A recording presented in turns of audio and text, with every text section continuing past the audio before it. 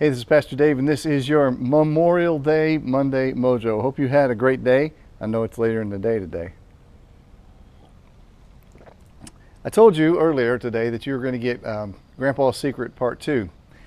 That's actually going to come next week because I got something that happened today that I want to talk about. First of all, I want to say thank you to all those people. They're not even here anymore, so I don't know how to say thank you enough to people who gave their lives so that we could have a day like this to celebrate. I always like to go out on a long bike ride on Memorial Day, and that's a freedom that we have because of people who, I heard it said yesterday somewhere that they were unselfish and unafraid. The truth of the matter is they weren't probably unafraid, but they were brave, and there's a difference, and they gave it all so that you and I could enjoy this day. So I was out today on a long bike ride, and I want to tell you a little bit about what happens when you're out riding and what I've learned through the years. If I'm out riding on an Indiana highway like I was today, 75 that runs from North Salem down to New Winchester down to Coatesville, I always make it a rule to ride 3 feet inside of the white line on the side of the road. Now, for some people who are behind me, that can be a little annoying, and they have let me know that before through honking and calling me number one and all sorts of things. But here's why I do it.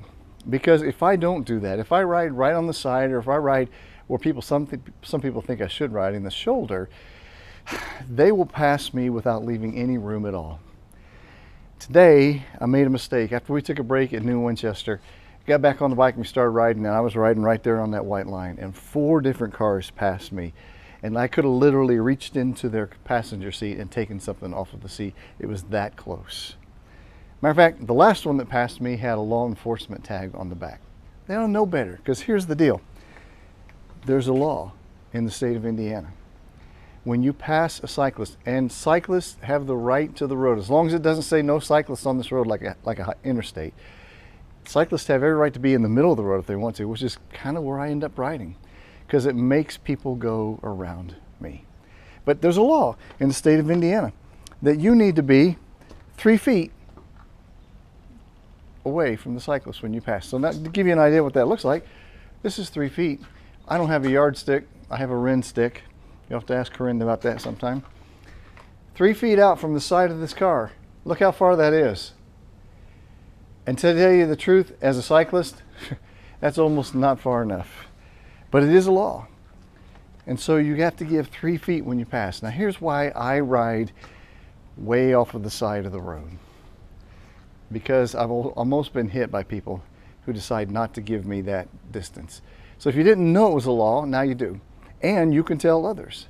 But here's my lesson for today.